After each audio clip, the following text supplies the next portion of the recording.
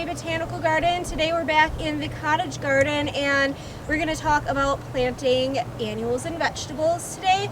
As the weather is warmer, as you guys kind of know, after the holiday weekend, a lot of people are getting the itch to plant their vegetables in their gardens or get some annuals in the ground or in containers.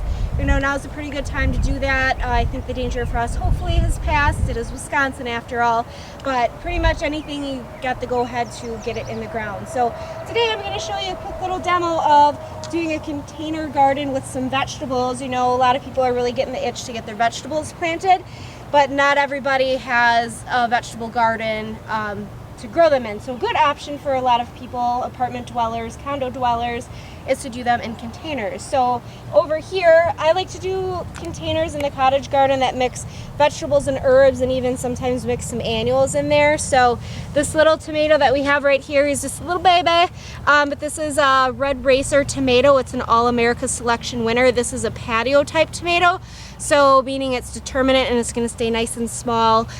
So it's perfect for a container. I've got some purple Ruffles basil in here, some ornamental kale, some bronze fennel, and some cilantro. So you can see, you know, your containers can be edible, but they can also be pretty with different colored foliages and different textures. So when planting an annual or a container with vegetables and herbs, you don't want to jam it full. You want to give these plants some room to grow. So I'm only going to put one tomato in here, not all four of them, because this guy is going to get pretty big by the end of the season. So basically you pop them out of your little 4-pack or container that you get. This guy doesn't have too bad of a root problem in terms of being really root bound, but I always like to kind of rough up the bottom of the pack before I plant it, because then those roots are stimulated to grow, and when you put them in your pot and water it, they'll start growing and filling the pot. So basically just use your hands. If you're using a container, you always want to use potting soil, not garden soil or topsoil, because it's nice and light, and then the soil isn't going to get compacted in here, and then it's also got better drainage and better space for the roots to grow of all your little plants here. So your tomatoes, you can plant a little bit deeper, because as that stem is exposed to the soil, it'll send out some more roots, so then it'll be a nice strong tomato plant.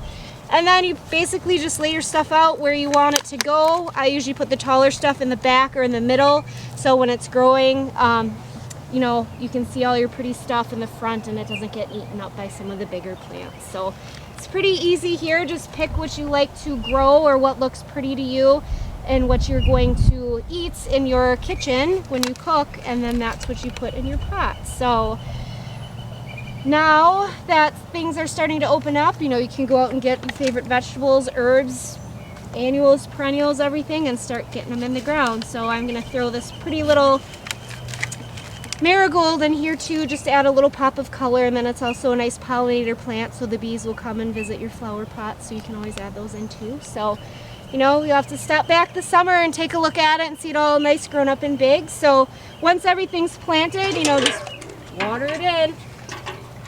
You want to be really careful with anything in a flowering pot like this, you know, that use a really light splash of water on the initial watering, because those roots aren't all set in yet, and you don't want to wash all the soil out from away from your plants. But basically that's it in a nutshell. Really easy, as you can see. So go to your garden center, pick out your favorite plants and put them in a container or in your ground. And check out our website, gbbg.org, for more updates and behind the scenes here at the garden.